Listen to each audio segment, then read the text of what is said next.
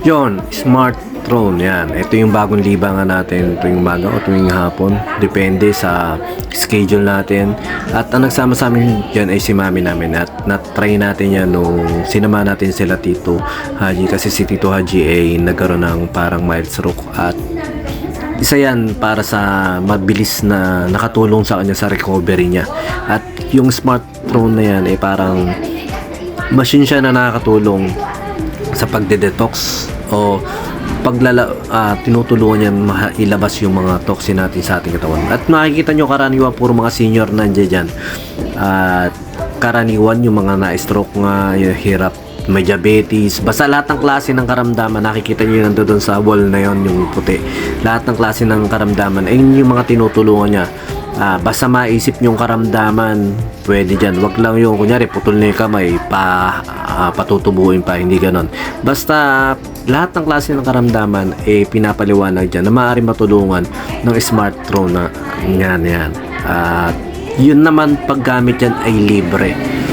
Kumbaga magandang marketing din ng strategy nila yan kasi nga sa mga matatanda pinagagamit nila yan.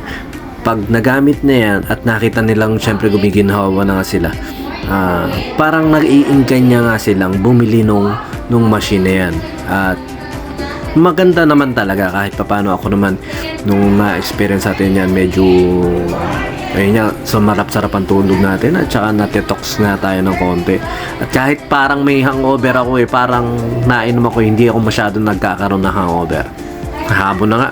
Pero yun lang, sa mga tropa natin dyan na may mga nanay na parang mga may edad na gustong itry yan, libre naman. Malapit lang yan sa may RCS, sa may San Jose Baliwag, parang ganun.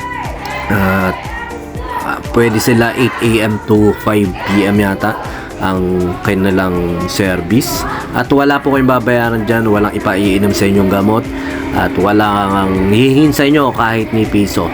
Ang kailangan nyo lang baunin ay tubig, face mask, at saka yung alcohol.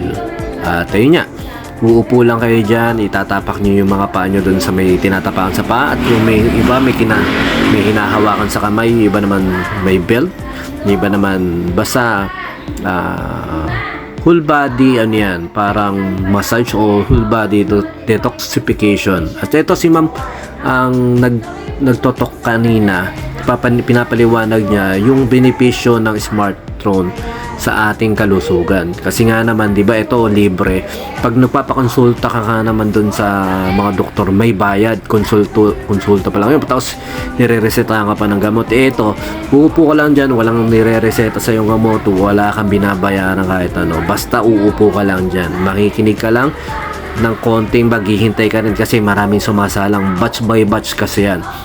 At ayun nga, ang isang purpose din nila niyan, syempre lahat nga ng gumagamit dyan ay makabili rin sa kanila. Pero ayun nga, mami ko 2 years nang pumupunta dyan, pero kumbaga hindi naman nila sa pilitan na pinabibili. Basta kahit pa paano nga makatulong din sila, ayun lang din yung alam nila. Kaya yun, maraming salamat kila ma'am na nagtsatsaga sa amin dyan. Kaya sa mga gusto mag-try, puntahan nyo lang dyan sa may San Jose, sa may Baliwag lang yan.